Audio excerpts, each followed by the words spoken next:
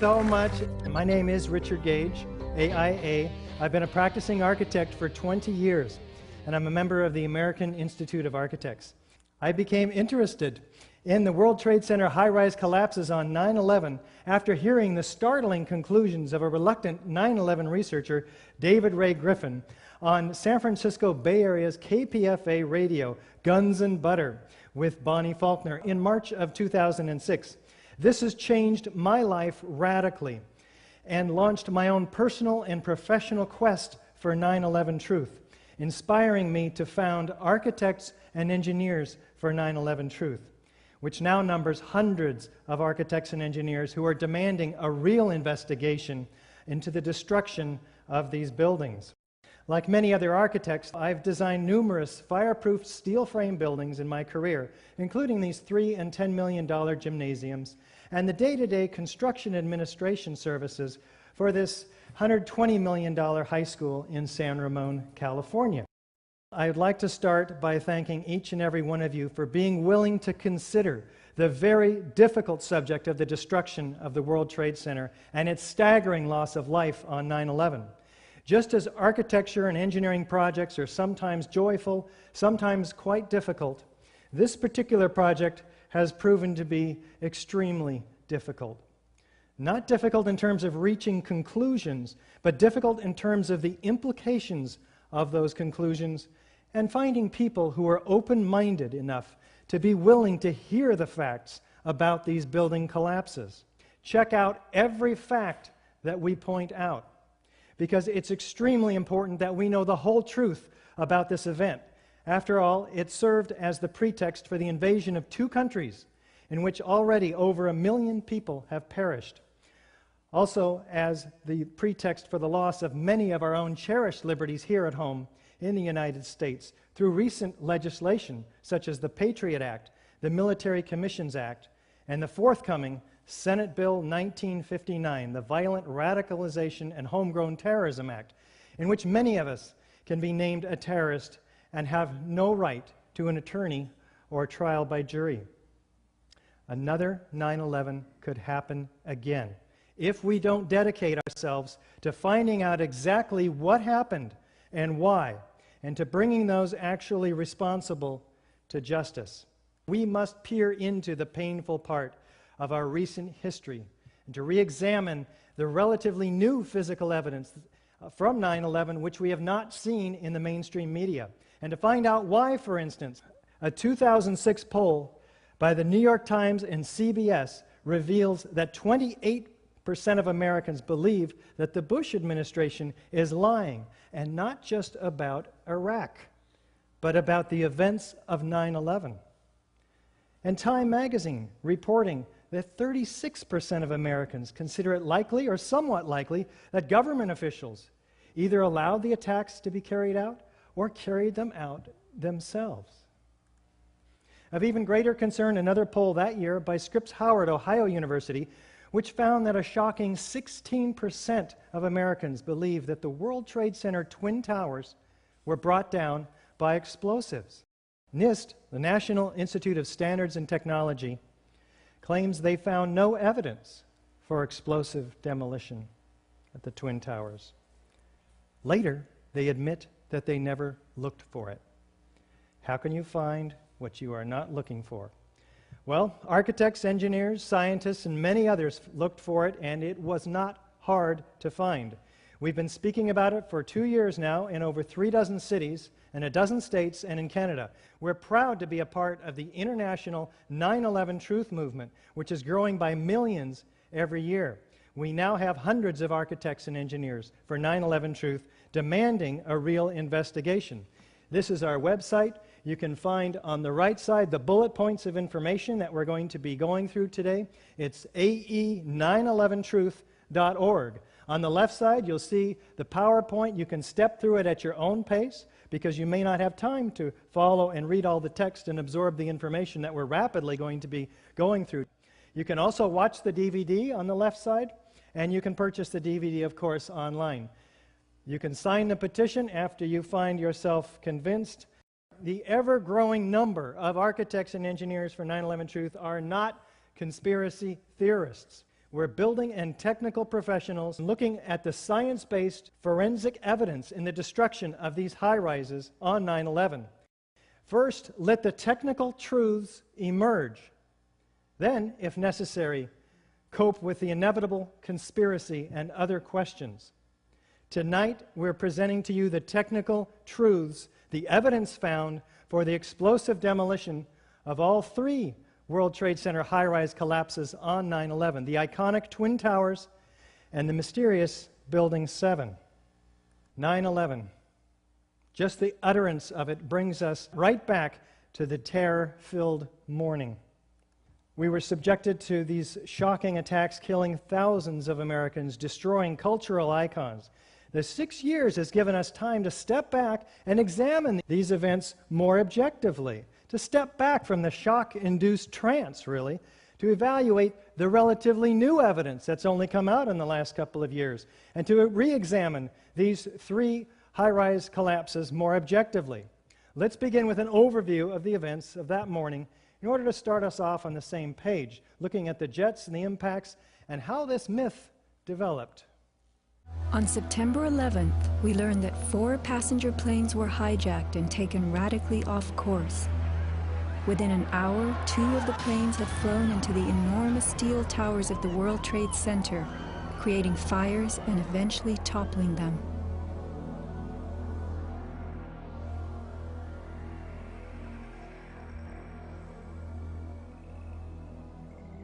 Dazed by the news, the American public soon believed the fires in the towers had burned so hot they caused the steel frames of the buildings to give way.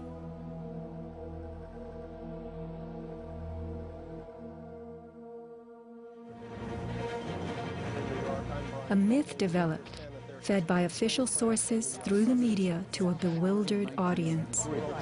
So when it was attacked again, he immediately... Elements of the myth. The impact of the airplanes, gallons of burning jet fuel, steel melting, the buildings failing and suddenly imploding. In a mere 10 seconds, 110 stories hurtled earthward, pulverizing into dust. Right from the start, on the street itself, the official story was born. Come out of nowhere and just scream right into the side of the Twin Tower, exploding through the other side. And then I witnessed both towers collapse, one first and then the second, mostly due to structural failure because the fire was just too intense. The myth bled into the FEMA report and was echoed by the experts.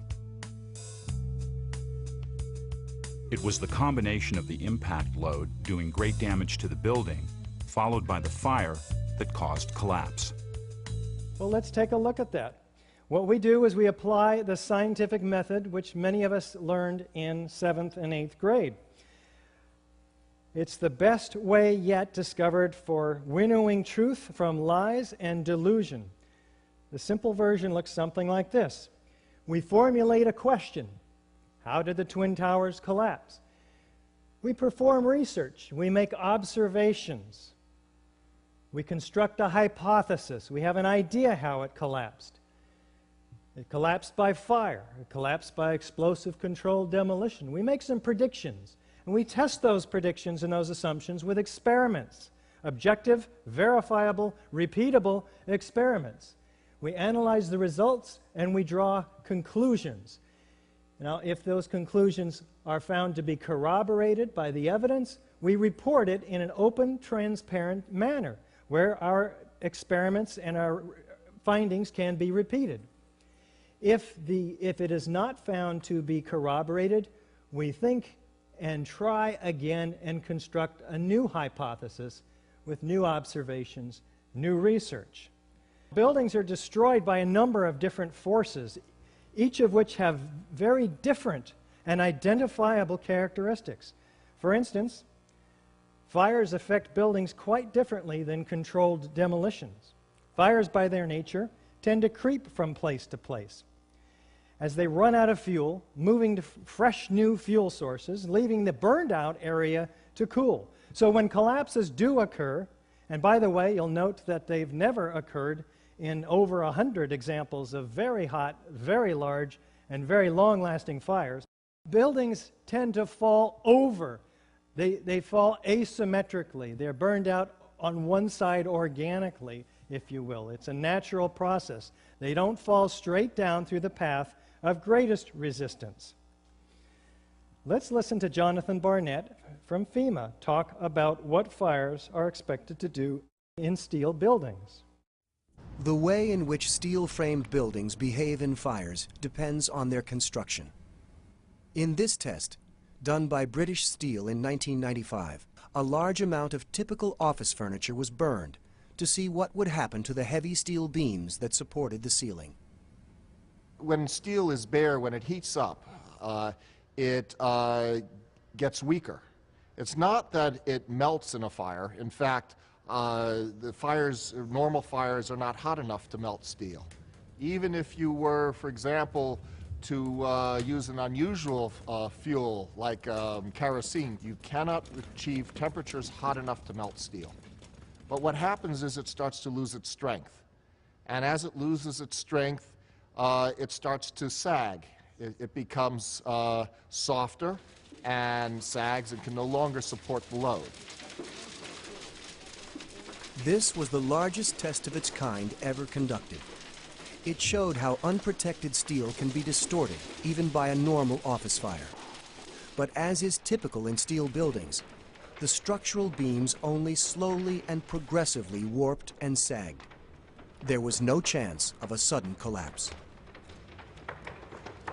In over 20 years, I have not seen, until recently, a protected steel structure that has collapsed in a fire. So what was the cause of the devastating, explosive failure that happened to the World Trade Center? These particular buildings collapsed. They follow the path of least resistance, or they fell over. You can see that the building structure holds the building together in some recognizable form. The structural elements have not been dismembered from each other, and their concrete is not pulverized to dust. They follow the path of least resistance, which is generally over. These buildings exploded. Witnesses hear sounds of explosions. They see flashes of light. There's thick, billowing, and enormous pyroclastic clouds of pulverized concrete. The expansion of the gases very quickly produces this cauliflower-like formation that we see in the smoke. This is a controlled demolition. Let's focus on this type of destruction first. We have hundreds of examples from all across the country from which to make our comparison because it's the most commonly used method to demolish high-rises. This is what a high-rise looks like when it's being demolished with explosives. Controlled demolitions can be engineered in many different ways. Normally, the purpose of a controlled demolition is to remove a structure while avoiding damage to adjacent structures, and to do so economically. Typically, a tall building like this is demolished by placing thousands of cutter charges throughout the columns and beams in the building and then detonating them in a very precise order, starting with the interior structures and then progressing outward, synchronistically timed floor by floor. Destroying the interior columns allows the unsupported weight to pull the exterior inward. Destroying the building from the ground up allows the weight of the building to be harnessed to do much of the destruction. So the result is an implosion, producing a vertical, symmetrical collapse at free fall speed into a consolidated rubble pile that's broken up and ready for loading and shipment. Now, this is a feat that only a handful of companies in the United States can accomplish. Let's take a look at some of the key characteristics of controlled demolition. First, we have a sudden onset of destruction at the base of the structure.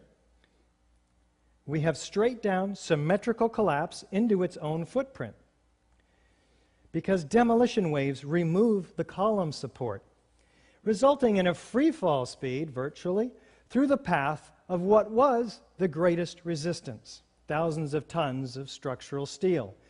We have a total dismemberment of the steel structure, so it's loaded and ready for shipment. We have minimal damage to adjacent structures, sounds and flashes of explosions heard and seen by witnesses, enormous clouds of pulverized concrete, squibs sometimes, explosive charges that go off at the wrong times, chemical evidence of cutter charges. These are all fairly typical, and they go to show us direct evidence of explosive destruction. Now, the interesting thing is that not one of these typical characteristics of controlled demolition can be explained or accounted for by fire, let alone all 10 of them. Typically, we'll have government documentation, expert corroboration, foreknowledge, and video documentation, all of which supports the hypothesis of controlled demolition, providing proof beyond a reasonable doubt. Let's take a look at World Trade Center 7 now. It was 47 stories tall, what would have been the tallest building in 33 of our states, half the height of the Twin Towers, dwarfed only by its proximity to what was, for a couple of years, the tallest buildings in the world. It was not hit by an airplane. It was the third World Trade Center high-rise to collapse on 9/11 at about 5:20 in the afternoon. World Trade Center 7 was hit by debris from the North Tower. You can see it being pelted here. And it sustained about 8 fires, according to NIST, on various floors. This is the World Trade Center 7, 47 stories high. Don't be confused by the shadow from this building. Here we have the 12th and 13th floor fires and the 7th floor fire on the north side of the building, the opposite side of the building that was being pelted by the North Tower. Curiously enough, the Securities and Exchange Commission was operating out of this floor, which lost thousands of files related to hundreds of cases it was actively pursuing against Wall Street companies like Enron and WorldCom. So we are looking for an investigation that goes well beyond the buildings, of course. Now let's take a look at the evidence of World Trade Center 7 and see how it stacks up against the typical features of a controlled demolition, starting with, is there a sudden onset of destruction? Let's listen to this emergency word. We were watching the building actually because it was on fire. The bottom floors of the building were on fire, and we heard this sound that sounded like a clap of thunder. Turned around, we were shocked to see that the building was, it looked like there was a shock wave ripping through the building, and the windows all busted out, and it was horrifying. And then, about a second later, the bottom floor caves out, and the building followed after that, and we saw the building crash down all the way to the ground. A sound of a clap of thunder, a shock wave ripping through the building, and windows busting out, and then the building coming down. Do we have a straight-down symmetrical collapse into the building's footprint? Let's listen to Dan Rather narrate this collapse for us as we take our first look at the collapse of Building 7. What you're seeing are high shots. Now, here we're going to show you a videotape of the collapse itself. Describe that. Now we go to videotape, the collapse of this building.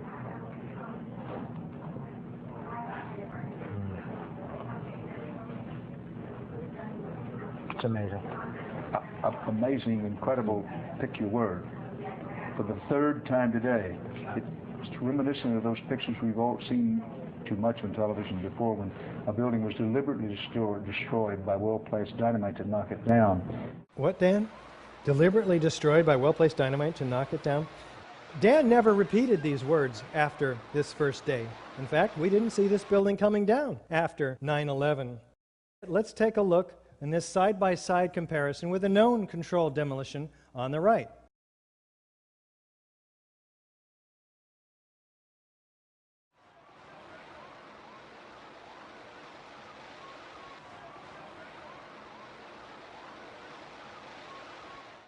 Did the building fall into its own footprint? Pretty much so. A little bit of overlapping into the street. Do we have demolition waves? And how do these remove the column support? Well, here's a floor plan of Building 7. Now, to bring a building smoothly, symmetrically into its own footprint without falling over, what we have to do is remove the core columns, because what we want to do is bring the outside of the building in on itself. Now, this involves a high degree of precision that fire is not capable of, being an organic process. We're told by NIST that there is virtually no influence in the collapse from the debris from the North Tower or the damage caused by it, or from the diesel that may have been spilling out of the diesel line. Why? Well, the east penthouse is the first part of the building to collapse a few seconds before the global collapse. NIST is now targeting column number 79. That is where they say the collapse initiated. Do we have a free fall speed of collapse through the path of greatest resistance? Let's listen to David Chandler. We can measure the acceleration of Building 7 by video analysis. I used a magnifying glass to place markers at the corner of the building on each frame. From this, the software constructs a data table and various graphs. The slope of the velocity graph gives the acceleration. Note that global collapse starts suddenly, and for the next 2.5 seconds the building accelerates at the rate of 9.88 meters per second squared. The acceleration of gravity in New York City is 9.802 meters per second squared. The difference is not significant. In other words, the rate of collapse of World Trade Center Building 7 over the first 2.5 seconds is literally indistinguishable from free fall in a vacuum. What are we talking about? You can see second by second the building gaining downward momentum. You can plot the drop distance on a graph of time, and it fits the free fall curve almost perfectly. What does this mean? That the columns had to have been removed, and removed virtually simultaneously on each floor, synchronistically timed, so the building had no resistance virtually on the way down. Do we have a total dismemberment of the steel structure? We had a 47-story skyscraper compressed to 4 stories. How does this happen? This building had some moment-resisting frames on several floors. That's where the beams are welded very rigidly to the columns. Do we have sounds of explosions, though? Here's Craig Bartmer from the New York Police Department. The whole time you hear him thum, thum, thum, thum, thum. So I think I know an explosion when I hear it. I was real close to Building 7 when it fell down, but that didn't sound like just a building falling down to me while I was running away from it. There's a lot of eyewitness testimony down there hearing explosions. I didn't see any reason for that building to fall down the way it did, and a lot of guys should be saying the same thing. How about Kevin McPadden? He came back over with his hand over the radio, and it sounded like a countdown. And at the last few seconds, he took his hand off, and you heard 3, 2, 1, and he was just saying, "Just run for your life, just run for your life." And then it was like another 2, 3 seconds, you heard explosions, like boom. It's like a distinct sound. It's not like when in compression, like boom, boom, boom, boom, boom, like floors that were dropping and collapsing. This was boom, and like you felt a rumble in the ground, like almost like you wanted to grab onto something. That, to me, I knew that was an explosion. There was no doubt in my mind. Do we have enormous clouds of pyroclastic smoke from the pulverized concrete? Watch the concrete entrained in the air racing down every street in each direction at 35 miles an hour. This incredible volume of pyroclastic dust enfolding itself. It takes incredible quantities of heat to create this kind of action. A lot more heat than the 8 various fires that were on these floors. Do we have pools of molten iron? Let's start with the South Tower now. This section applies to the World Trade Center Twin Towers and Building 7. We're told by NIST that this substance must be melted aluminum from the airplane. But melted aluminum looks like melted aluminum. It's silvery. It doesn't glow in daylight conditions. As of 21 days after the attack, the fires were still burning and molten steel was still running, says World Trade Center structural engineer Leslie Robertson to a conference of structural engineers on October 5th, 2001, 1 month after 9/11. Debris past the columns was red hot, molten, running. Fires burned, molten metal flowed in the pile of ruins, still settling beneath my feet. Well, what do the first responders and the demolition contractors say about molten metal? Saw pools of literally molten steel. Molten metal beams had just been totally melted. It was dripping from the molten steel. Steel flowed in molten streams. They're finding molten steel, seeing the molten steel, uncovering red-hot metal beams. Molten metal, red-hot, weeks after the event. Molten steel at the heart of the tower's remains. Molten steel beams, streams of molten metal that leaked from the hot cores and flowed down the broken walls. Molten metal dripping from a beam. The end of the beam would be dripping with molten steel.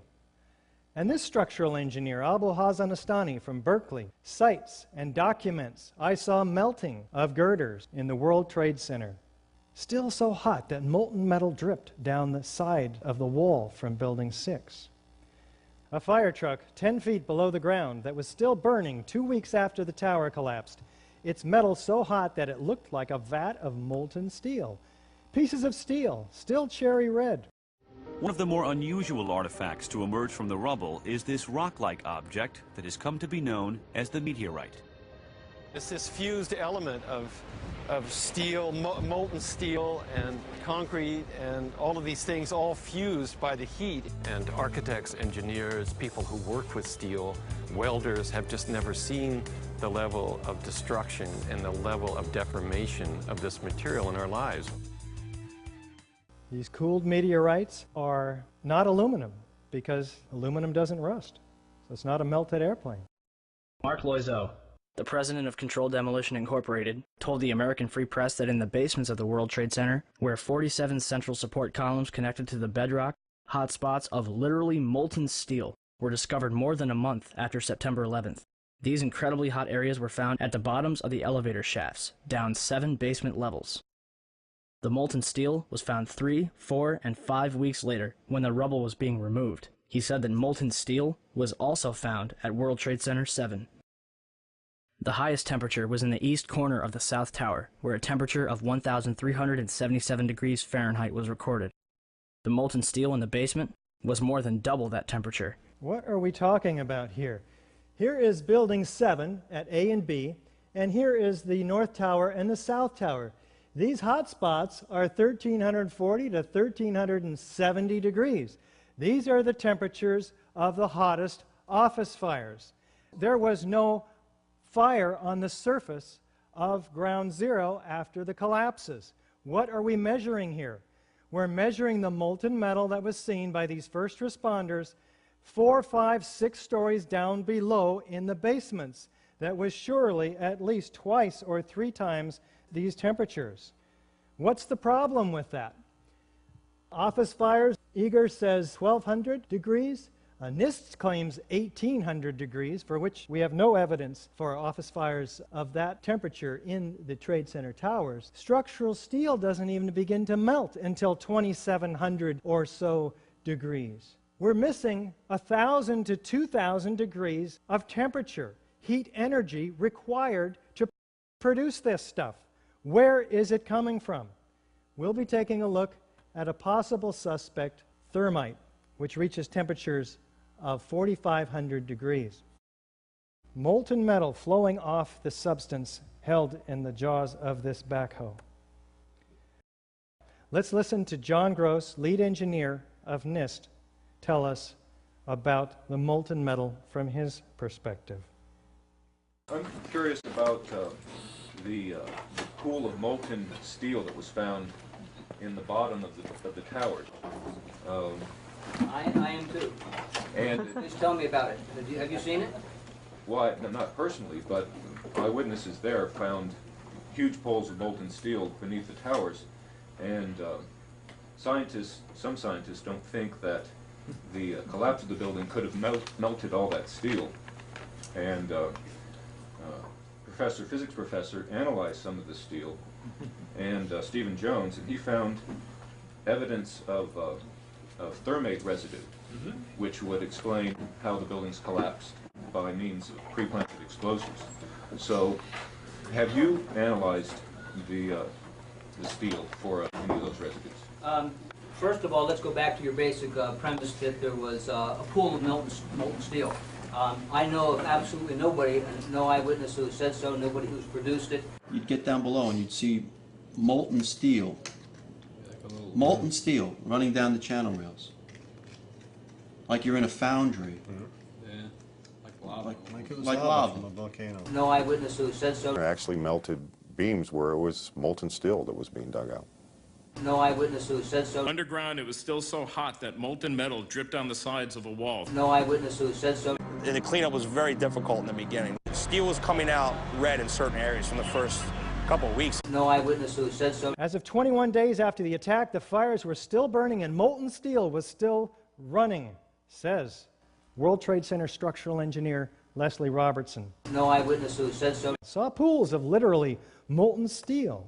No eyewitness who said so. And this structural engineer documents, I saw melting of girders in the World Trade Center. Nobody who's produced it. Nobody who's produced it. This fused element of steel, molten steel. I know of absolutely nobody, no eyewitness who said so, nobody who's produced it. What is the problem here? Somebody's lying. I'm going to leave it up to you to make your own conclusions. The last fire was not even extinguished for 3 months after 9/11. Tom Manley says you couldn't even begin to imagine how much water was pumped in there. It was like you were creating a giant lake. Well, thermite contains its own source of oxygen. It burns just as well underwater. How about chemical evidence, though? What produced all this molten metal? And what is thermite anyway? Thermite. An incendiary used by the military, thermite is a compound of iron oxide and aluminum, which when ignited sustains an extreme heat reaction, creating molten iron. In just 2 seconds, thermite can reach temperatures over 4,500 degrees Fahrenheit, quite enough to liquefy steel. We know that open-air fires cannot burn hot enough to melt steel, but metal had melted at the base of the towers.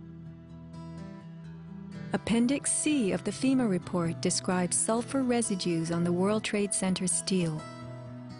The New York Times called this the deepest mystery of all.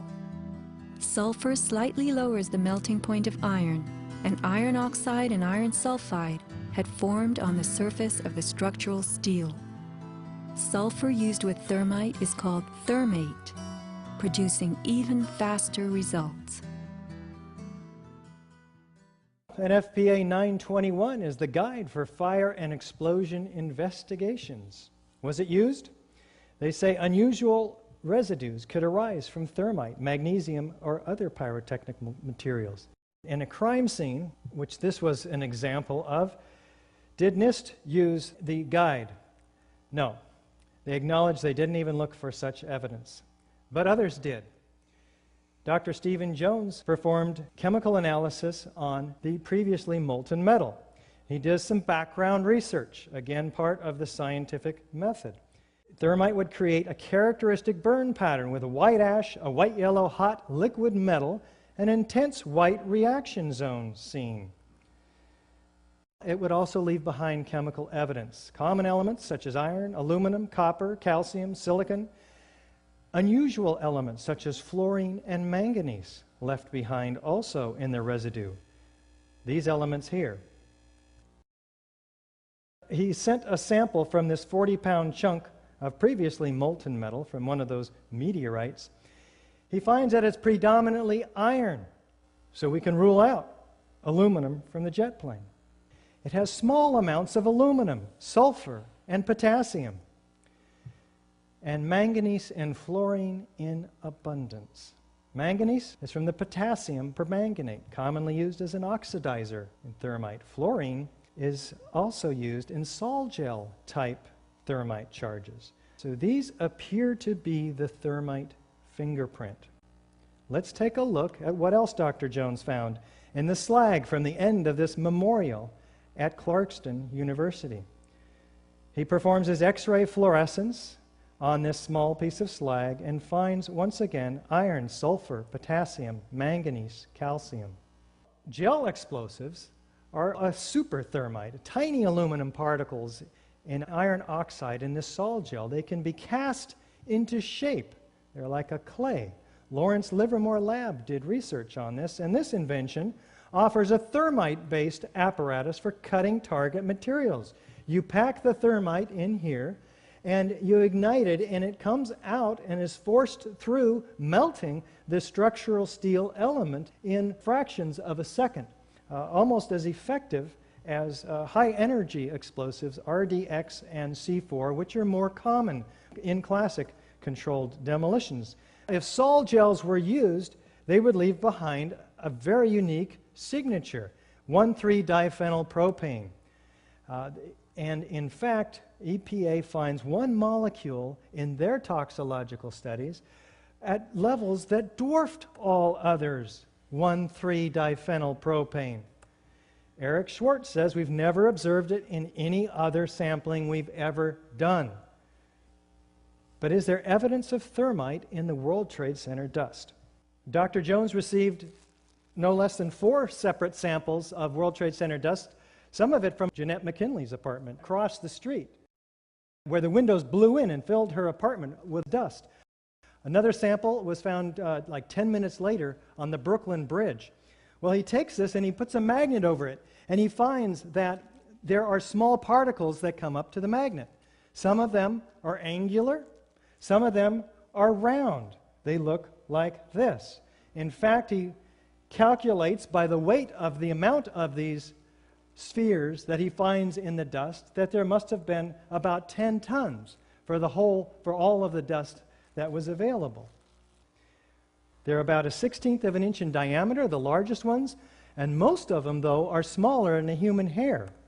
What could produce such an incredible array of microspheres? Well, if you had thousands of cutter charges going off in the columns and beams throughout the building, and they were under this incredible pressure, what you'd see is something like this.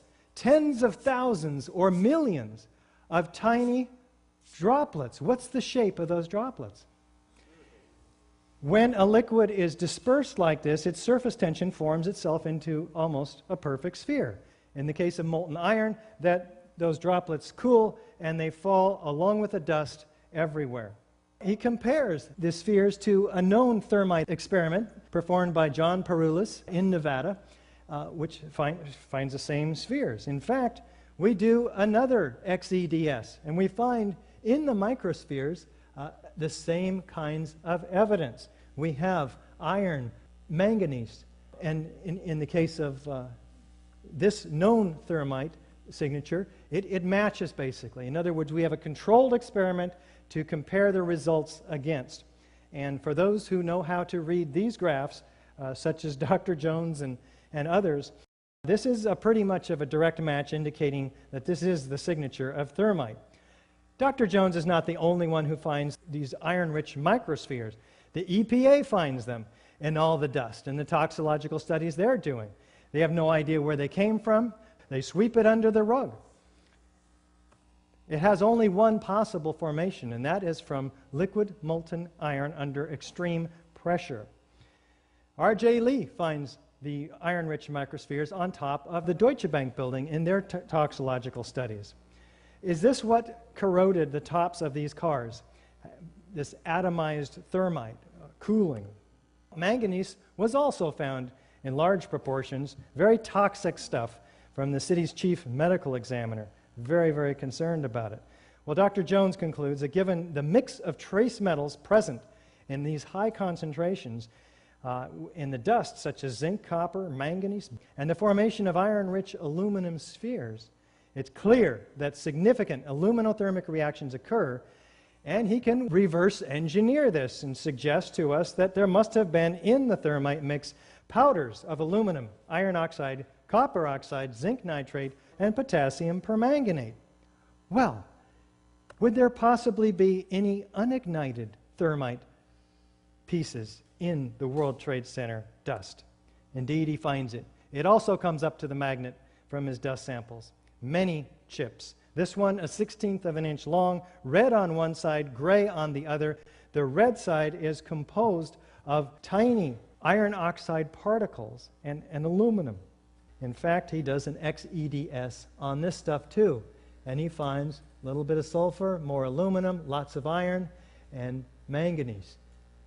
And compare that to the traditional thermite, it's also a match for unignited thermite. This stuff is not made in a cave in Afghanistan. The Lawrence Livermore lab came out with papers about this stuff.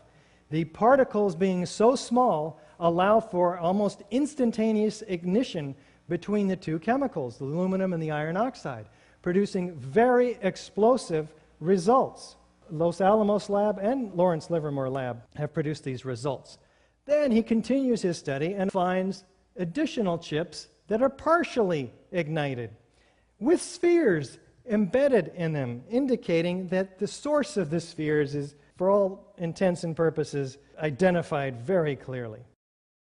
With Dr. Jones and his small team of scientists, through EDS, XRF, and WDS, identifies the components of these spheres and chips, predominantly iron, along with aluminum, oxygen, silicon, 1,3-diphenylpropane. The results, coupled with the visual evidence, he says, at the scene, such as the flowing hot liquid metal, providing compelling evidence that thermite reaction compounds were deliberately placed in both World Trade Center towers and Building 7. These results are documented in a peer-reviewed journal.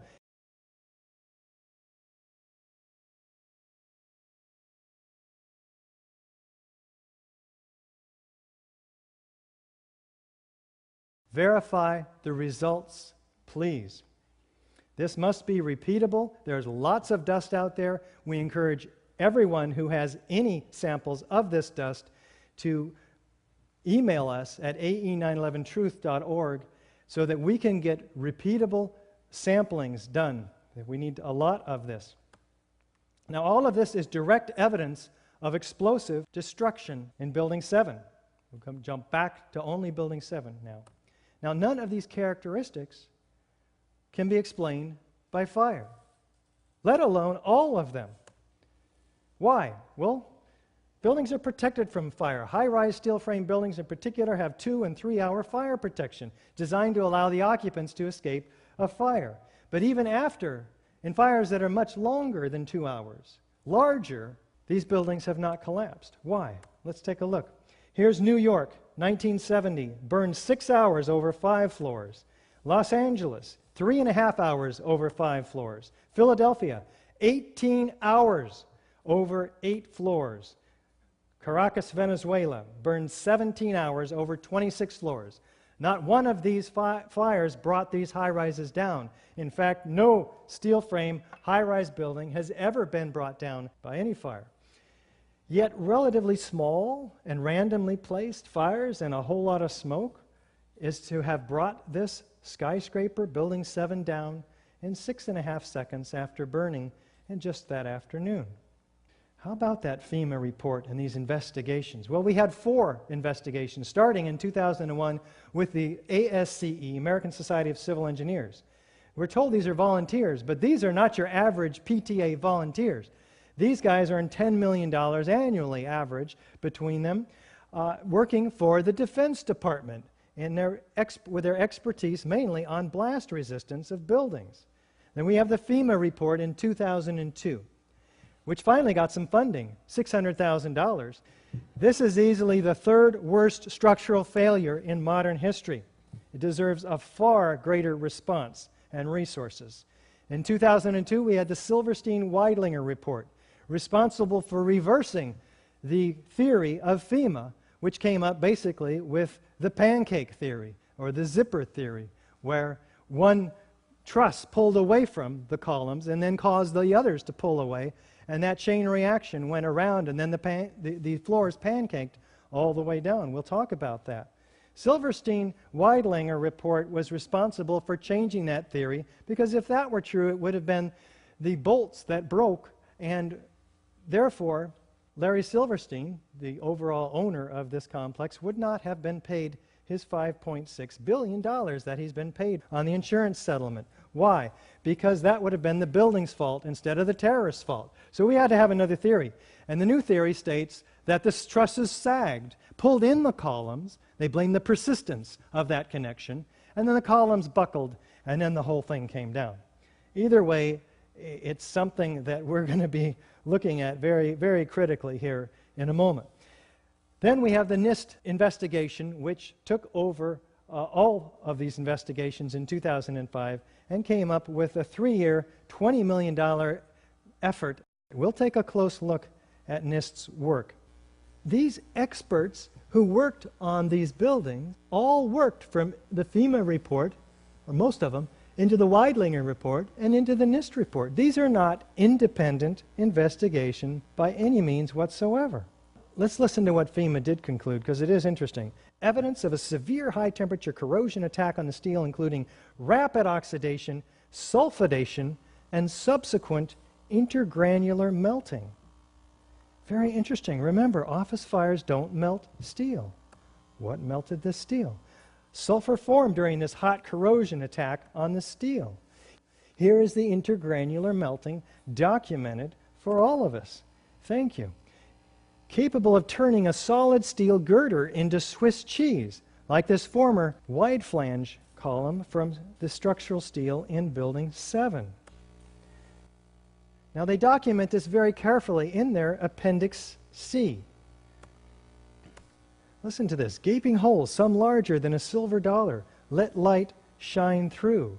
A 1-inch column being reduced to ½ thickness. Its edges curled like a paper scroll, having been thinned to almost razor sharpness. This was the flange, curled up on itself. This is the web of that wide flange column. NIST swept this entire Appendix C under the rug, and we do not have it in the official report today. Listen to this, though. The collapse of World Trade Center 7 had a small debris field as the facade was pulled downward, suggesting internal failure and implosion. The specifics of the fires in World Trade Center 7 and how they caused the building to collapse remain unknown at this time. What? Unknown? The best hypothesis, fire plus random damage, and then complete collapse, has only a low probability of occurrence. Wait a minute. You spent $600,000 of our taxpayer money and over a year investigating this, and it has your best hypothesis isn't even right? What do you do when your hypothesis is not corroborated by the facts? You go back and you construct a new hypothesis. In FEMA's case, punt. And that's what they did. They say further research, investigation, and analysis are needed to resolve this issue. But unfortunately, for those hoping to resolve the issue, much of that evidence had already been destroyed, about 99% of it, in fact, by FEMA, before the report came out in May of 2002. Let's listen to what real investigation should have been performed. Normally, when you have a structural failure, you carefully go through the debris field, looking at each item, photographing every beam as it collapsed and every column where it is in the ground, and you pick them up very carefully and you look at each element. We were unable to do that in the case of Tower 7. Why? Because all the steel was removed before the report came out. In fact, 800 truckloads a day. Easily the 3 worst structural failures in modern history. 250 pieces were saved. Crucial evidence that could answer the questions is on the slow boat to China, exclaims Bill Manning, editor-in-chief of the 125-year-old fire engineering magazine that brings together fire protection engineers to communicate with each other, showing an astounding ignorance of the government officials to the value of a thorough scientific investigation. The destruction and removal of evidence must stop immediately. Commission a fully resourced blue ribbon panel to conduct a clean and thorough investigation is what they were calling for. If the evidence contradicts your fire hypothesis, destroy it. That's where our tax dollars are going. How about the 9/11 Commission, which was tasked with giving us the fullest explanation? No, not one sentence in the 571 pages of the 9/11 Commission report even mentions the destruction of World Trade Center 7. Is this one of the reasons, perhaps, that Senator Max Cleland resigns from the commission, citing it's a national scandal? The investigation is compromised. How about expert corroboration? How about Danny Jawenko, 27-year controlled demolitions expert? It starts from below. They've simply blown away the columns. It's controlled demolition. A team of experts did this. It's professional work, without a doubt. How about Hugo Bachmann, Professor Emeritus, Chairman, Department of Structural Dynamics at Earthquake Engineering, Swiss Federal Institute of Technology? In my opinion, the building, World Trade Center 7, was with great probability professionally demolished.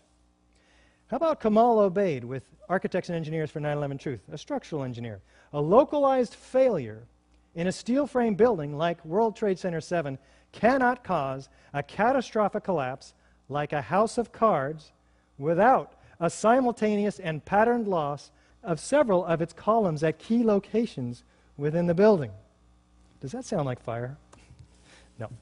How about this forensic fire protection engineer, once again, Jonathan Barnett? We were surprised that Tower 7 collapsed, we being the team that investigated what occurred on that day.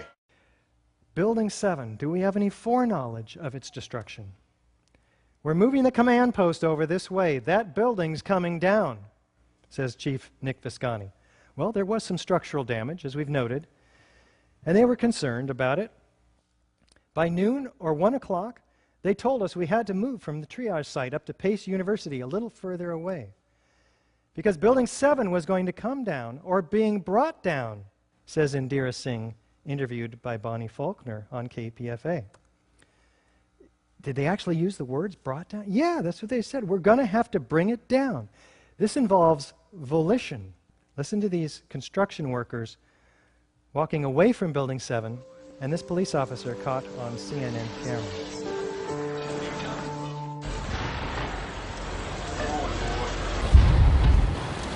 You hear that? Keep your eye on that building. It'll be coming down soon. Building's about to blow up. Move it back. All right, guys? Sorry. We are walking back. There's a building about to blow up. On flame, debris coming down. Keep your eye on that building. It's about to come down. The building is about to blow up. Flame and debris coming down. How do they know? And how about Kevin McPadden? What did he say? At the last few seconds, he took his hand off, and you heard 3, 2, 1. Countdown? Does that imply foreknowledge? Do fires bring buildings down to countdowns? Unlikely. The collapse happened. It's true. Jane Stanley is here announcing it. She says the 47-story Solomon Brothers building close to the World Trade Center has also collapsed. And there it is standing behind her. The BBC apologizes for this grievous error, citing the confusing events of the day. But does that make them psychic? Unlikely. I believe we've shown that Building 7 matches all of the features of controlled demolition in the classic sense. Is it likely that Al-Qaeda could have had access to this building, which had to have been one of the most secure outside the Pentagon? We have to ask ourselves that question a few times, because if they didn't, then who did? This is as far as we go. You need to go farther, and there are resources at your disposal to do just that. I will point them out after we look at the World Trade Center Twin Towers, because as clear as the evidence is for the destruction of Building 7 by explosives, the evidence is even more clear in the case of the Twin Towers. When you look at it with a new pair of glasses and looking at the forensic science-based evidence. Let's get introduced here. Some called it the crowning achievement of the international style, this pair of buildings. Others, heartless modernism. In fact, architect Robert Stern calls it gigantic dumbness. Right? It's two squares extruded just to the point where they become the highest buildings in the world. Well, either way, no matter how you feel about these buildings, they did have innovative structural engineering led by John Skilling and his aide, Leslie Robertson, who helped Minoru Yamasaki preserve the simple sculptural purity of his forms. And you can compare this building to the elegant Art Deco of the Empire State Building and come to your own conclusions about design. But it did eclipse the highest building in the world in 1976, but just for a couple of years until the Sears Tower outgrew it. The structural engineering innovations were quite extraordinary, lending the award, the engineering project that demonstrates the greatest engineering skills and represents the greatest contribution to engineering progress and mankind, by the American Society of Civil Engineers. Let's take a look at what we achieved. We have 60-foot spans. We have a perimeter structure, which is like a tube structure, and this inner core. Let's take a look at it. Most high-rises up to this time were built on a dense grid of steel or concrete frames all the way throughout the building in a 20 or 30-foot grid. The Twin Towers were built as a tube structure with a very dense, strong mesh of steel surrounding the exterior and acting as a bearing wall, which resists the lateral loads, earthquake, and in the case of this building, particularly wind. Hurricanes up to 140 miles an hour it was designed to resist. This perimeter structure was 14-inch columns, 3 foot 9 inches on center. Inside was this core, a dense grid of 47 immense box columns, 4-inch thick at the base, 2-inch thick at mid-height. Prefabricated floor assemblies with 22-gauge steel decking, over which was poured reinforced concrete and held up by 29-inch deep open-web steel trusses. Now, these trusses were bolted to the perimeter columns and the core columns with these 5/8-inch bolts, which we talked about the different theories about what happened to those bolts. Now, this is a structure within a structure. This dense core structure would have remained standing 1,300 feet in the air if this surrounding, less strong floor structure were to have collapsed around it. In fact, the perimeter structure probably would have been left standing for a while until its lack of support gave in. This is the core columns, 52 inches by 22 inches along the long edge, almost solid steel at the bottom, continuously welded from the bottom all the way to the top. Now, any 1,800-degree fire would have been conducted throughout this 100,000-ton heat sink. That's the reason there's been no collapse of steel frame high-rise fires, because of this steel. Let's take a look at the structural imperative that was given to John Skilling. John Skilling and Les Robertson were the structural engineers who designed the streamlined steel frames of the Twin Towers in the 1960s. Because a wayward Army bomber flew into the Empire State Building in 1945, the towers were built with skyscraper crashes in mind. We had designed the project for the impact of our largest airplane of its time, the Boeing 707. That is to take this jet airplane, run it into the building, destroy a lot of structure, and still have it stand up. The building was designed to have a fully loaded 707 crash into it. That was the largest plane at the time. I believe that the building probably could sustain multiple impacts of jetliners because this structure is like the mosquito netting on your screen door, this intense grid, and the jet plane is just a pencil puncturing that screen netting. It really does nothing to the screen netting. A very robust structure, in fact. The forces coming down routed themselves around. They arched around the opening created by the airplane. In fact, Iger says the towers withstood the initial impact of the aircraft. This ability to withstand the initial impact is hardly surprising, given the robust nature. Now, we have the North Tower being hit at 8:46 in the morning, and about 102 minutes later, after fires traveled around the floors and up the floors in the case of the North Tower, the building did collapse. The South Tower was hit about 15 minutes later, and after only about 56 minutes, it collapses, as the fires were in fact diminishing severely.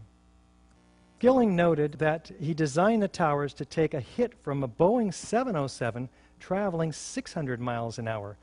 When he was asked if he considered plane crashes, he cites, "Our analysis indicated the biggest problem would be the fact that all the fuel would dump into the building, but the building structure would still be there." This is FEMA's theory. We have the sagging of the trusses and the pulling away from the column, and then the subsequent pancaking down. Again, the trusses, one after the other, 6 foot 8 inches, every truss disengaging from the perimeter wall. NIST turns it around and blames the persistence of these connections pulling in the columns, causing the columns to buckle. Now, it's generally more difficult for people to understand that the towers were a controlled demolition because it was so outside of our frame of reference. We'd never seen anything like this. So this, combined with the shock, kept us from being objective. But if you were to plan a fire-induced collapse as a result of airplanes, you'd start the explosions at the point of jet plane impacts. So in World Trade Center 2 and 1, we have all of the key characteristic features of controlled demolitions, but with some of these key differences. We have a beginning of detonation at the point of jet plane impacts, not at the base of the building. In addition, we have not an implosion, but where everything is being exploded outside the footprint. We have squibs, or these explosions, that occur 20, 40, and even 60 stories down below. And as we already discussed the evidence for thermite in the molten metal and in the dust and the iron-rich microspheres. So let's take a look, starting with the sudden onset. And what is the evidence for this, and how is it produced? Produced by the explosions. Now, the city's fire commissioner, Thomas von Essen, requires all of his EMTs and firefighters to record their experiences, about 500 of them, and in 12,000 pages, as it turns out, collected from 2001 to 2002. The New York State Court of Appeals overturns the city's request to hold on to this information against the lawsuit by the New York Times. They failed, and why was the city holding on to this information? Was it because 118 of these firefighters witnessed sounds and flashes of explosions? We felt the ground shake. You could see the tower sway, and then it just came down. All of a sudden, the ground just started shaking. It shook my bones. Shortly before the first tower came down, I remember feeling the ground shaking. Somewhere around the middle of the World Trade Center, there was this orange and red flash coming out. Initially, just one flash. Then it just kept popping all the way around the building. The building had started to explode. It's like on television, they blow up these buildings. Seemed like it was going all the way around, like a belt. All these explosions. Pop, pop, pop. That's when I heard the building coming down. Saw a brief number of light sources being emitted from inside the building between floors 10 and 15. I saw low-level flashes. We actually heard the pops. You know, you heard the pops of the building. It was blowing out on all 4 sides. With each popping sound, it was initially an orange, and then a red flash came out of the building. Then it would just go around the building on both sides. I saw a flash, flash, flash, and then it looked like the building came down. I thought the terrorists planted explosives somewhere in the building. That's how loud it was, a crackling explosive. Well, you can hear that explosive in this video. Yeah, here's one of the guys who can tell you I'm okay, all right? Here, hold on. You want to call your mother or something?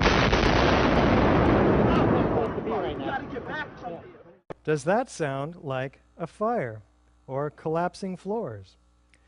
None of these explosions are a part of the official story. Another loud boom at the upper floors, and then there was a series of smaller explosions which appeared to go completely around the building at the upper floors. Before it came down, I saw low-level flashes. Flash, flash, flash, and then it looked like the building came down. Did you see any flashes? I said, yeah. I thought it was just me. He said, no, I saw them too. What did these guys experience? We started running, floor by floor, it started popping out. It was if they had detonated. Yeah, if they were planned to take down a building. Boom, boom, boom, boom, boom, boom, boom. All the way down. How about the news reporters? What do they say? They tend to tell the truth, as we pointed out earlier, on the first day, and then we don't hear that truth again. What happens to it?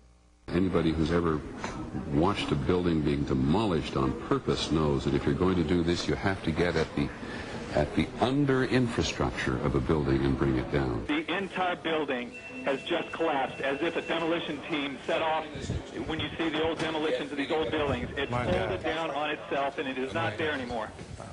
I heard a second explosion and another rumble. A huge explosion now raining debris on all of us. We better get out of the way. And all of a sudden, it was this big explosion. There was another big explosion. An hour later than that, we had that big explosion from much, much lower. Do you know if it was an explosion or if it was a building collapse? To me, it sounded like an explosion, but it was a huge explosion. Chief Albert Turry said that there was another explosion which took place, and then an hour after there was another explosion in one of the towers here. So according to his theory, he thinks that there were actually devices that were planted in the building. It just went ba-boom, it was like a bomb went off, and another explosion came right from it, just everyone flying. Like, it sounded like gunfire, you know, bang, bang, bang, bang, bang, and then all of a sudden, 3 big explosions. I was about 5 blocks away when I heard explosions, 3 thuds. There was a heavy-duty explosion. Again, none of these explosions are a part of the official story. Now, compare these explosions to a known explosion on the left here. Outward arching streamers, pyroclastic volumes of dust, symmetrical display like a mushroom. Does it look like a gravitational collapse to you? How could explosives be placed in the World Trade Center Twin Towers with 50,000 occupants not knowing about it? Well, this is the floor plan. Let's enlarge it and take a close look. We note that the core structure, the columns of which are immediately adjacent to almost all of the elevators at the lower levels, certainly. If you had access to the elevator hoistway, you would have access to the core columns and beams, and no one would see you. How about an elevator modernization, which we know was going on the 9 months prior to 9/11? Yes, Elevator World, March 2001, documents it. In fact, they were in the middle of this modernization. Ace Elevator had the contract. We're not conspiracy theorists, but it's pretty obvious that somebody needs to be asked some very key questions. There are people who noted that the elevators were locked in turn and that there were guards placed at these locked elevators during the modernization. Wireless detonation is common in the industry. You don't need miles of wire, and you can detonate them remotely with great flexibility, in fact. Well, but is there a precedent? And this tells us that it couldn't have been a controlled demolition because it didn't start at the bottom, right? That's where most controlled demolitions start with buildings. Let's take a look and see if there's another way to do it. The words of a senior blaster. We blow the basement, all the columns in the basement. Then we crack it up at the top to get it started. We go every other floor all the way down. Every explosive has a timer on it. That's why it's controlled. When the columns go, each floor goes down and impacts the one below and keeps going.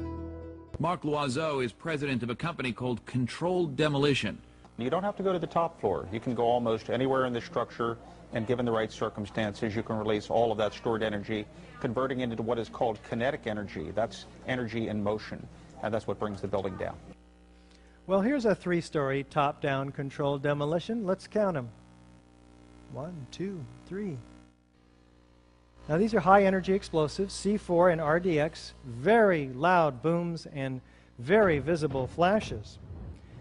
Perhaps the reason thermite was used is because they don't have as loud of these explosions like these high-energy explosives.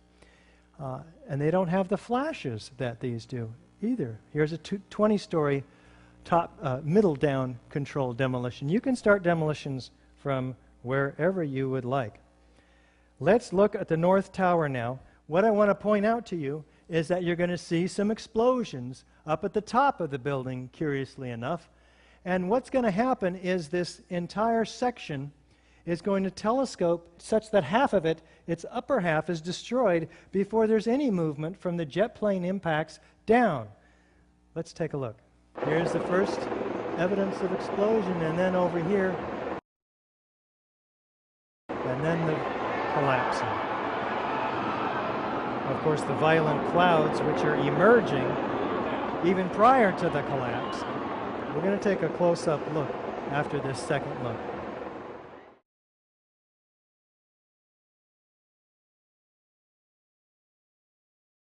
Let's take a look now closer up. Right away, we're seeing clouds forming up here. Well, wait, the collapse is supposed to be just down here. But we have asymmetrical damage to this building, right? The plane went in one side, and yet this complete symmetrical collapse, we'll use in quotes from now on, and let's keep going. Unexpected to and one many more of us time. in terms of how swiftly Belts, just like the firemen saw, all the way around the building. they came down. The antenna falls Many of first, us, in terms of before how anything swiftly it else falls, indicating core column damage first. Now take a look at this from the same tower from the bottom, noting the violence underneath the mushroom cloud. The collapse is supposed to be occurring way up here, but down below, as you'll see in this second run, incredible quantities of squibs, explosions bursting out. And on the third time, I'd like to direct your attention to this racing series of explosions down the right side in the corner of this building. About 40 stories below the collapsing building. It gets painfully obvious after a while, doesn't it? The entire building has just collapsed, as if a demolition team set off. When you see the Note these multiple nodes of these independent explosions. old demolition, It's a little different than the North these Tower, old buildings, it folded down on but it's still incredibly and it the is not same there anymore. after a while, after all of these explosions developed. Do we have a straight-down symmetrical progression of collapse outside the footprint? We had a 207-foot wide building. FEMA tells us, and you can see in this document, that we have a 1,200-foot debris field, equidistant around each tower. Asymmetrical damage, symmetrical distribution, all through the site, in fact, and beyond. Do we have squibs, or these mistimed explosions? Some believe that these might be appropriately timed explosions. Whatever. In all the videos of the collapses, explosions can be seen bursting from the building 20 to 30 stories below the demolition wave. Here,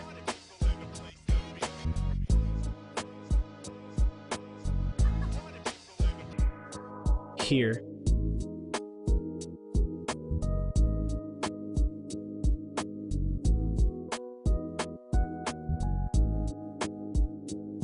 here,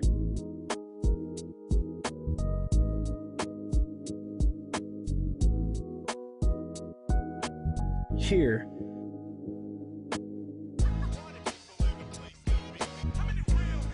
here,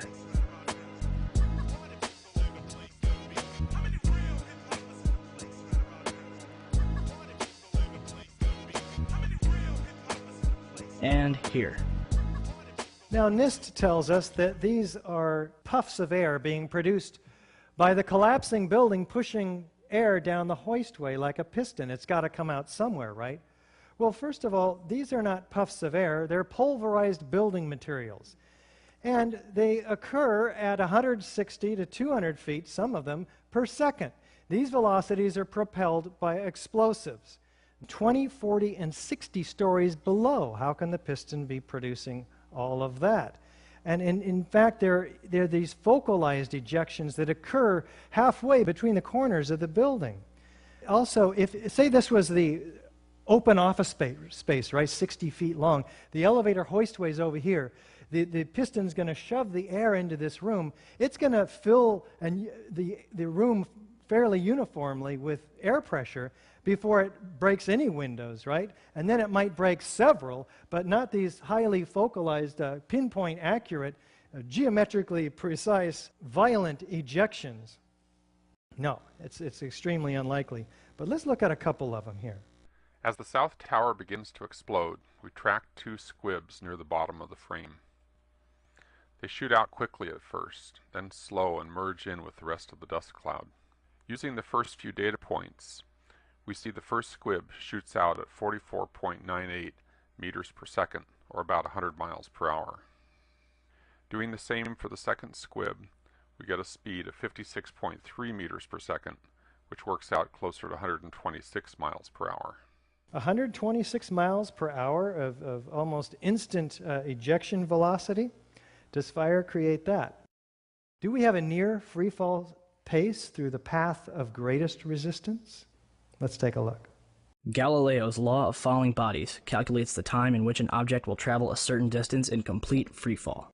Distance, d, equals 16.8 times time in seconds squared. The South Tower was 1,362 feet tall.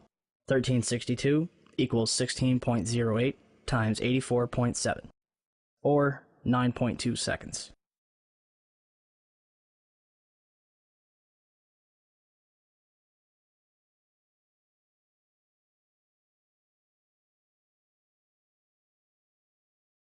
The Twin Towers came down in nearly free fall speed. What are we talking about here? Let's just try to put this in perspective with this story problem. We have a 15-story building which we hold with this crane over 95 stories of nothing but air. No resistance, right? Just air resistance. Next to it, another 15-story building held over a 95-story building with, say, 80,000 tons of structural steel in it. Now we're going to pull the lever on these cranes and drop them both at once. I brought a 95-story building with me today. And we're going to just test this theory of NIST's. I've got two 15-story buildings. We've got 80,000 tons of structural steel in this one right here. And we got air resistance here. So let's try it, okay? We'll put them both up here. We'll even give a little bit of impact load too, okay? Ready?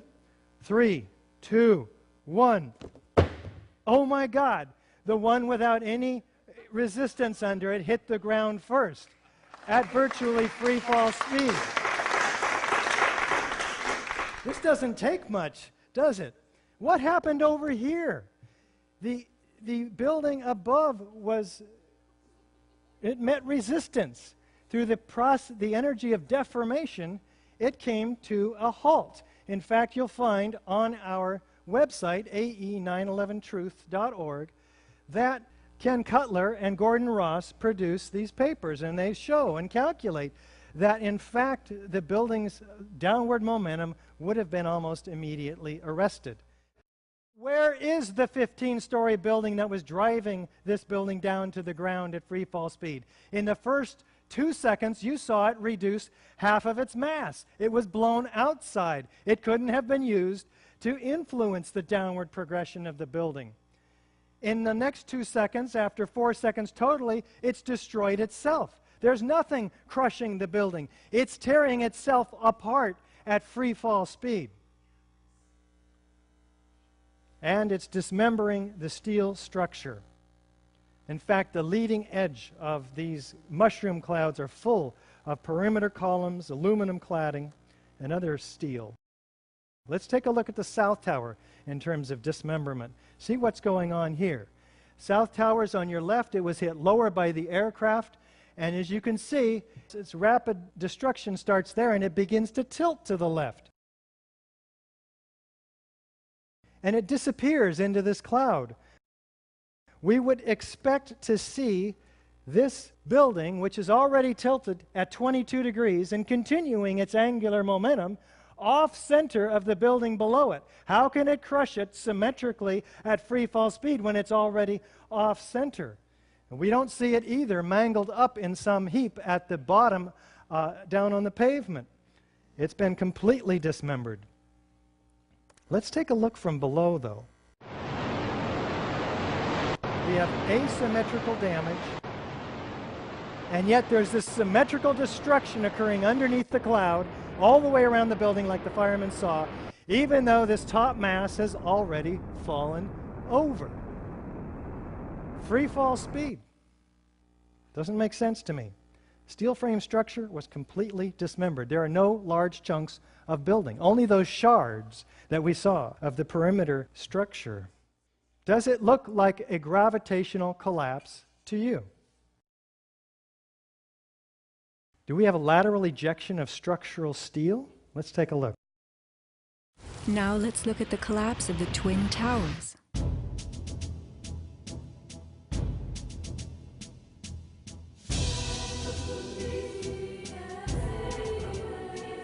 We are seeing explosions rather than implosions, a first in demolition history. A sequenced rumble becomes a roar as debris is thrown outward. The damage is not contained. Windows are blown from neighborhood buildings. What kind of energy enabled this? Would fire hurl metal and concrete sideways into the air? Here, a chunk of steel was flung 400 feet, wedging itself deep into 3 World Financial Center on Vesey Street. A FEMA photographer taking pictures of Ground Zero wondered why so many steel beams were jutting from neighborhood buildings. What shot pieces of the towers all the way across the street? In fact, the portions of the tower that had the greatest structural members, the sky lobbies and the mechanical floors, had the perimeter units thrown farther than the perimeter wall units from the upper floors, which theoretically should have, because they're higher, they should have gone farther, right? No, these perimeter units landed on the winter garden 600 feet away. Let's take a look at the physics of this. Girders weighing several tons were found 600 feet from the base of the North Tower. How fast they were ejected depends on where they originated. If they came from high in the building, they were thrown outward at about 50 miles per hour. If they came from lower down, the speed had to be even greater. Gravity alone cannot account for such high lateral ejection speeds. In fact, let's take a look at a couple of these specific ejections. Using special software, we can analyze motion on video clips frame by frame. I have placed markers on each frame so we can track a particular projectile. From the markers, we can get a data table and plot various graphs. The data here shows that the object we were tracking was shot horizontally at over 70 miles per hour. The energy needed to hurl a 4-ton girder at this speed is comparable to the energy needed to hurl a 200-pound cannonball 3 miles. What about those floors, those pancakes? This is a pancake collapse. We're looking for some pancakes down below. This is a 7-story lobby. There's about 2 or 3 stories of stuff in there. We'll take a look at that stuff, but what I'm looking for is 110 floors with this kind of metal decking underneath 4 and 5 inches thick of concrete. An acre in size, each of them. 110 acres of these. How many floors do we find down at the bottom? Not 50, not 10, not even 1. We don't even find metal decking down there, or concrete. There's hardly any macroscopic chunks of concrete. What happened to the metal decking? What happened to the concrete? Tom Patrizio brought these floor decks out. 6,000 of them, he says. I couldn't believe it. Not one floor panel, he notes when he comes back to help the cleanup. Pancakes occur in pancake collapses. Enormous pyroclastic clouds of pulverized concrete? Well, where is all the concrete, in fact? Let's listen to Jeff King. One of the most significant things to my thinking that indicates that this could not have been the sort of collapse that we are told it was is the presence of the dust clouds. And as you've seen in the pictures, and I'm sure all of us have seen probably more than we would like, there were very, very large clouds of very thick dust that enveloped the area, that crossed the river, that made it almost all the way to New Jersey from the pictures that I've seen. This type of flow is something that we are familiar with in physics. It occurs in only two situations that we know of naturally. One is in volcanic eruptions where a large amount of material is suddenly exploded into the air and basically forms small particles. Thank you, Jeff. How about New York Governor Pataki? And you look, and you see, and there's no concrete. There's very little concrete. All you see is aluminum and steel. What happened to the concrete? The concrete was pulverized, and I was down here Tuesday, and it was like you were on a foreign planet. All of Lower Manhattan, not just this site, from river to river, there was dust, powder, 2-3 inches thick. The concrete was just pulverized. And how about this firefighter? You have 2 110-story office buildings. You don't find a desk. You don't find a chair. You don't find a telephone, a computer. The biggest piece of a telephone I found was half of the keypad, and it was about this big. The building collapsed to dust. And this dust made it almost across to New Jersey, across the river. Thick, billowing, laying a carpet of 4 to 6 inches thick around Lower Manhattan, pulverized to 100 micron to 10 mil particles, almost like talcum powder, some of it. It's very, very fine. Where's the grinder that produced this? 90,000 tons of it. In these clouds that expanded 10 times the volume of the buildings themselves in just 30 seconds. Now, the available gravitational potential in the whole building is about 110,000 kilowatt hours. That's basically the weight of the building times its height above the ground, evened out. But the expansion of these clouds has been calculated to require about 10 times that energy in heat, which produces that expansion. So we have a problem here. In fact, the gravitational potential of the entire building needs to also produce 4 other heat sinks. But first, we have a 15-story building. This part of the gravitational potential alone, it's converted all of its gravitational potential into kinetic energy. It can't do any more work. In other words, it can't fall at free fall speed and then also crush 80,000 tons of structural steel. It can't fall at free fall speed and also grind up 90,000 tons of concrete. It can't fall at free fall speed and create by friction or anything else the several tons of molten metal seen by the first responders. The energy doesn't add up. We're talking overall about 50 times the gravitational potential energy of the building to produce all of this phenomena. How about the victims? In April 2006, New Yorkers were distressed to learn that bone fragments, human remains from 9/11, had been found on the roof of the nearby Deutsche Bank building. And how, in God's name, did those fragments get there? And bone fragments less than a centimeter long. How could they be so small? 700 bone fragments, a half an inch long, found on top of the skyscraper across the street. Think about that one. There were 2,749 victims, but only 300 whole bodies were found. 20,000 pieces of bodies found, 6,000 small enough to fit into a test tube. 1,100 victims completely unaccounted for. In other words, no pieces large enough to gain any DNA from, vaporized. 200 pieces were matched to one single person. Can fire and a gravitational collapse account for this massive pulverization of people? We talked about the iron microspheres. We talked about the chemical evidence of thermite in them and in the slag and the ends of the beams. And we talked about evidence of thermite in and unexploded thermite in the dust itself. All of this is direct evidence of explosive destruction. And none of it can be accounted for by fire.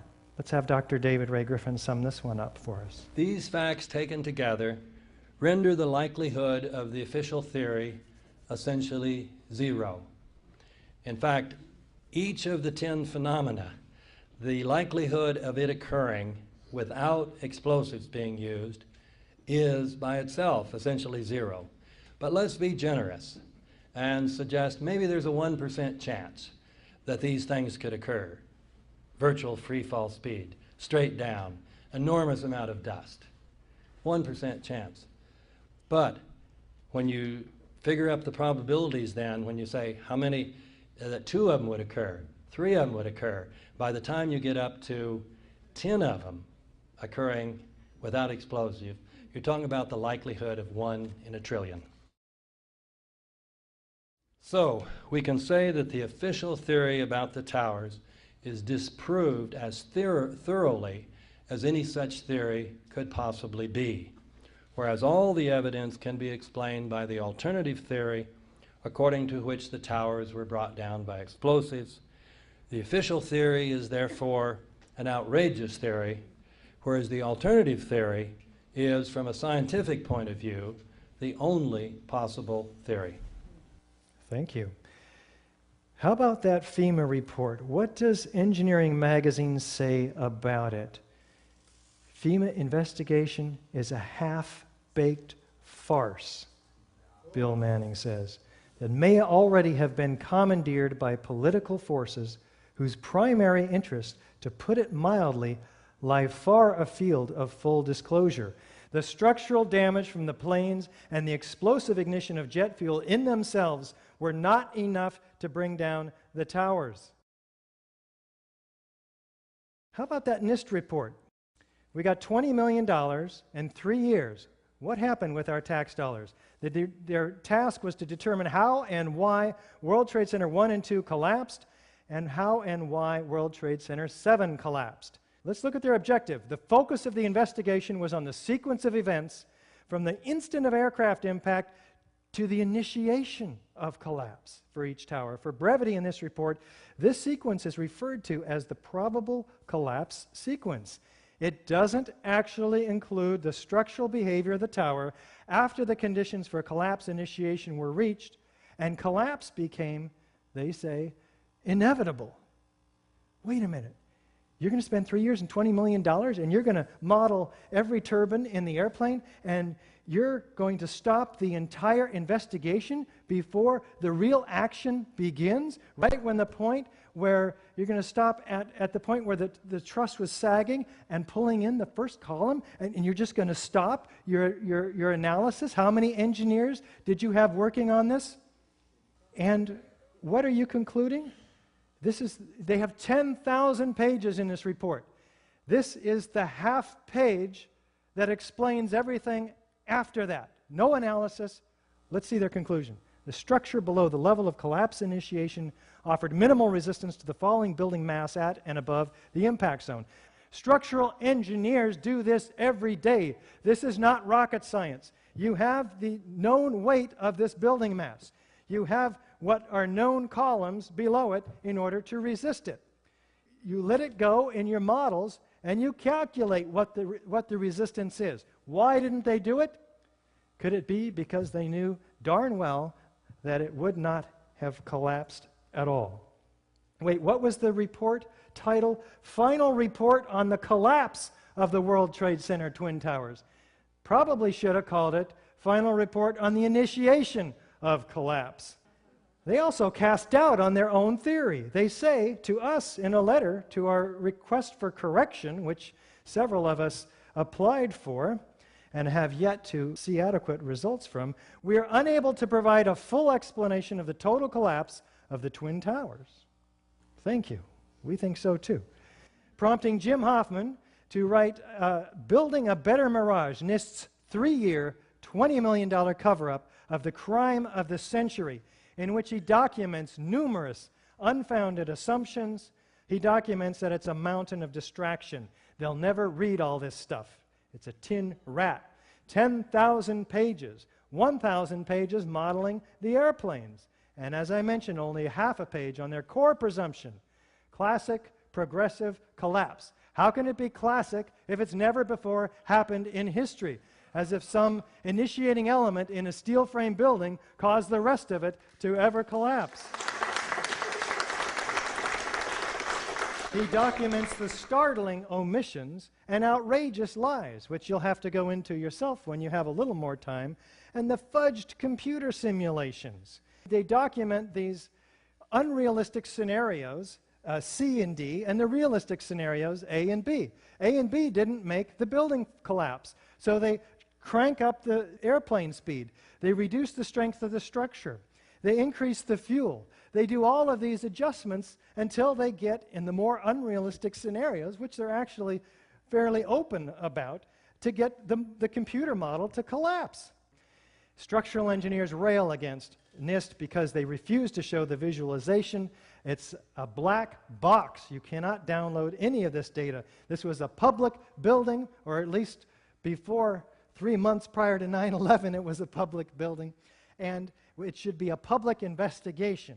Clearly, it was a public event, prompting their former chief of their fire science division, Dr. Quintier, to call for an independent review. Let's look at real alternatives that might have been the cause of the collapse of the World Trade Center Twin Towers.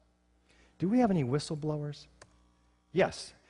Kevin Ryan, fired from his job for making public the fact that NIST hired Underwriter Laboratory to perform tests.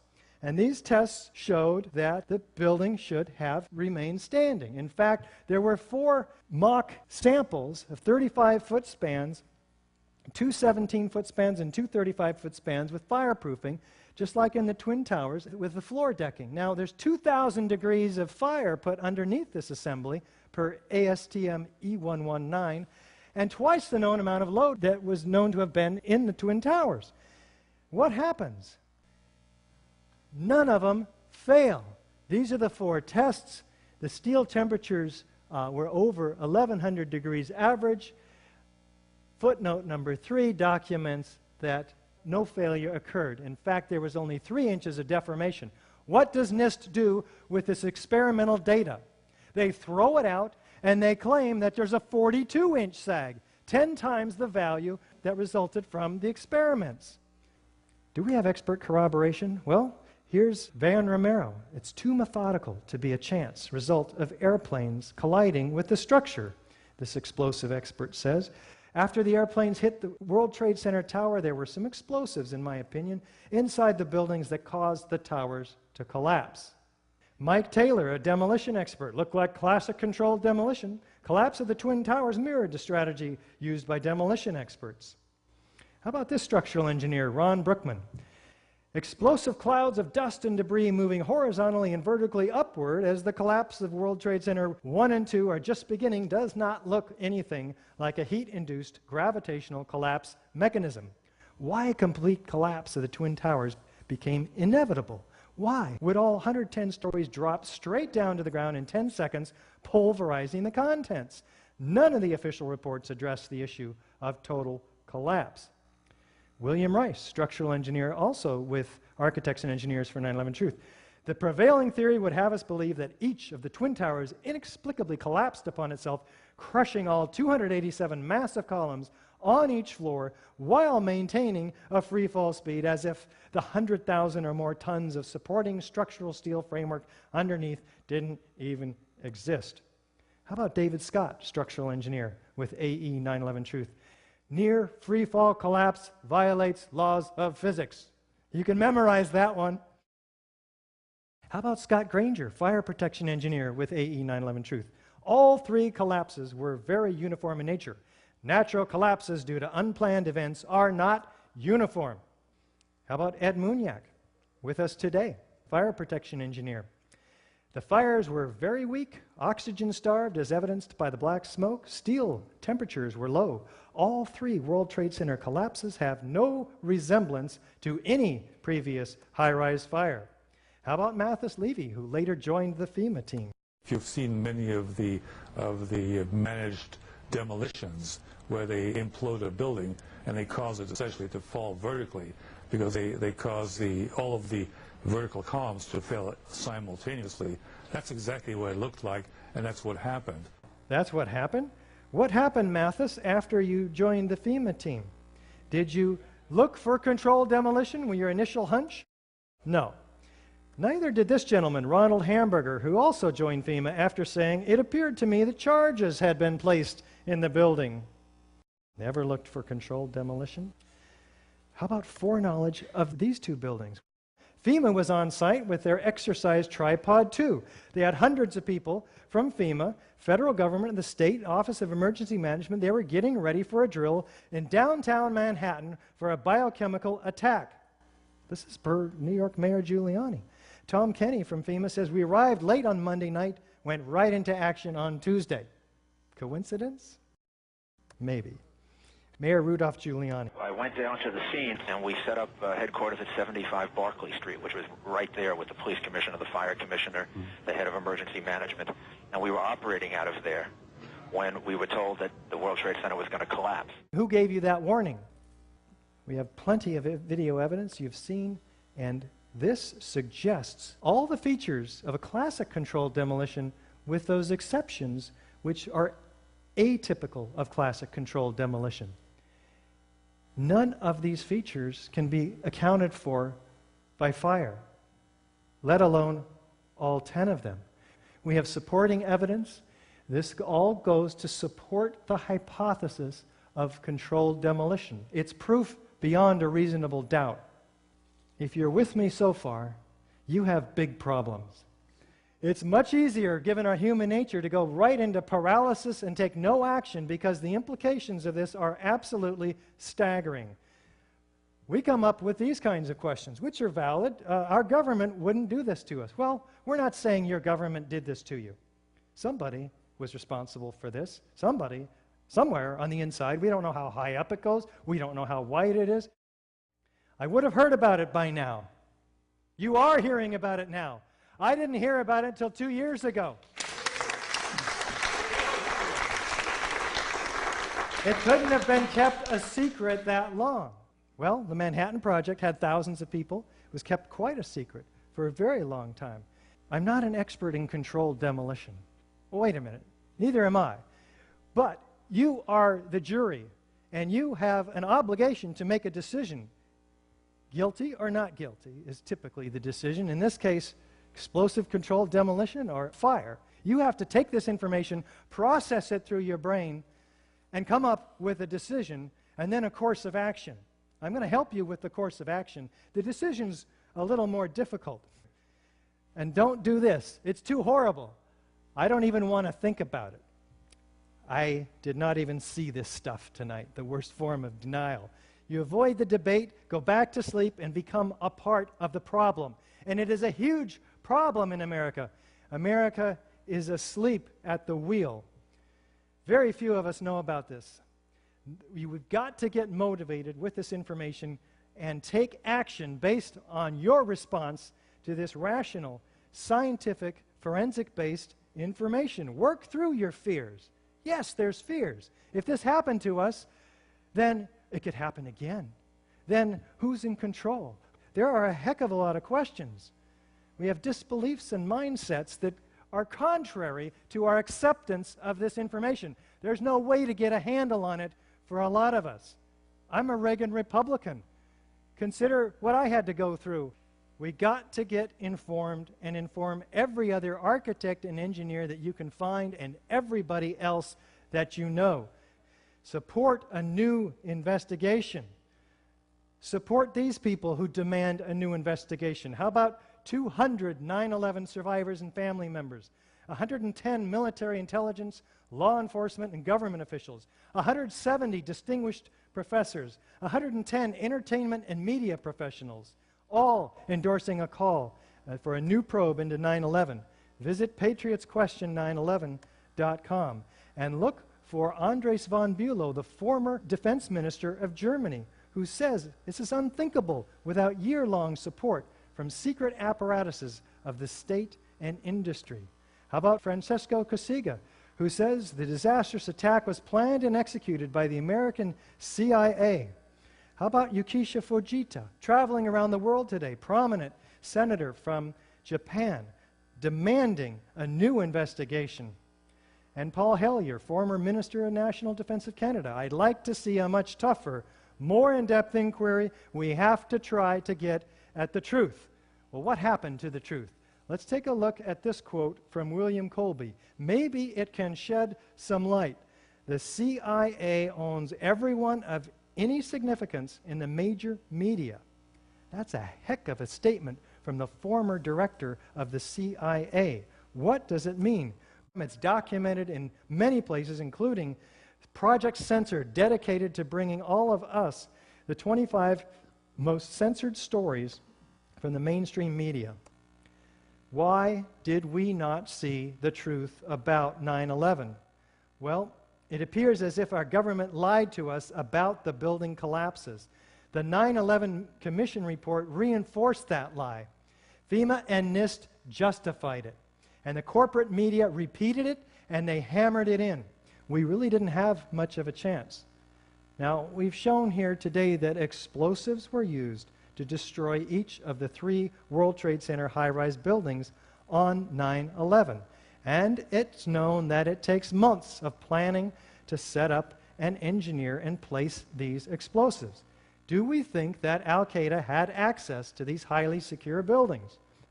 So unfortunately, this is just the beginning of a disturbing but very essential journey for you back into the nightmare of 9/11.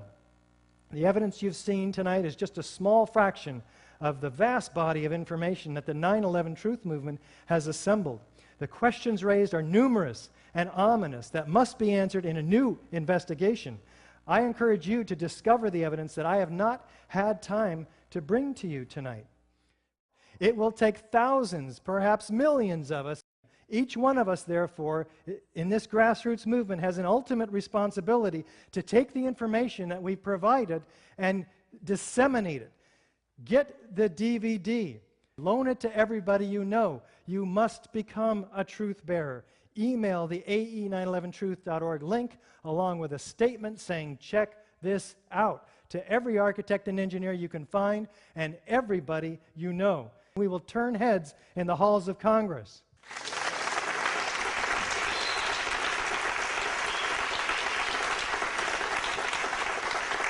Check out the other great DVDs, including 9/11 Mysteries, which you've heard several clips from tonight, and some great books by David Ray Griffin, including The New Pearl Harbor and 9/11 Contradictions. Check out Loose Change, second edition and final cut. There's some great information available there. And go to journalof911studies.com and Stephen Jones's website, stj911.org. Demand a real investigation.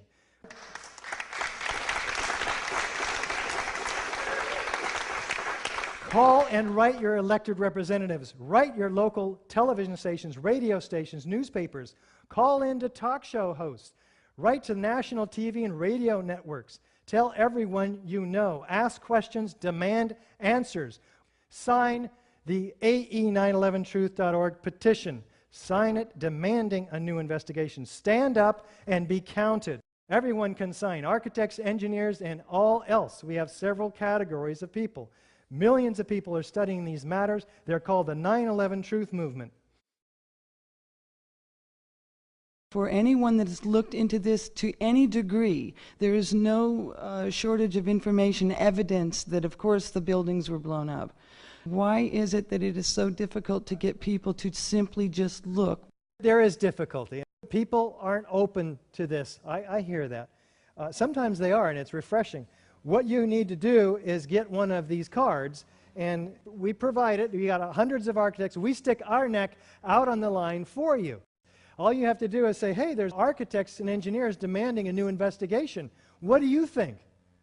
And ask them, what does this picture look like to you? I'm just curious. 9 times out of 10, they'll say, it's an explosion. It's a mushroom. It's a volcano. Support us by becoming a sustaining member.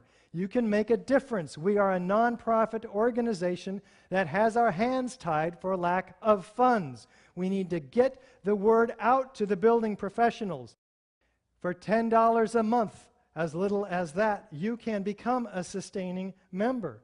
Architects and engineers for 9/11 Truth are at the apex of the 9/11 Truth movement. Why? Because we have those who have the necessary credibility to raise eyebrows and gain attention. We need to get the vinyl banners, the DVDs, and the brochures into the hands of the real heroes of the 9/11 Truth Movement, the people willing to get the message out on the street. We Are Change, Truth Action, Project for a New American Citizen. These folks need your support. We need to act. The power of truth is greater than the power of the lie. So get informed and begin to let the truth speak through you.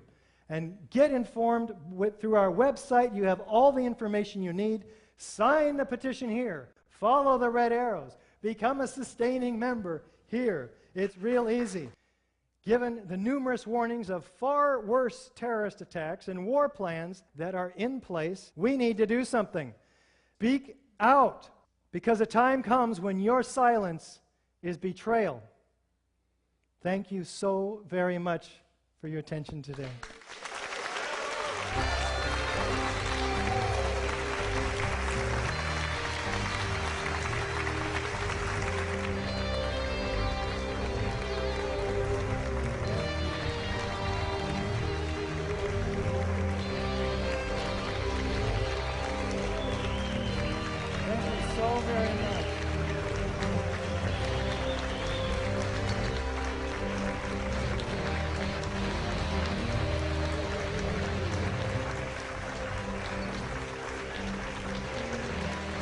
Thank you so very much.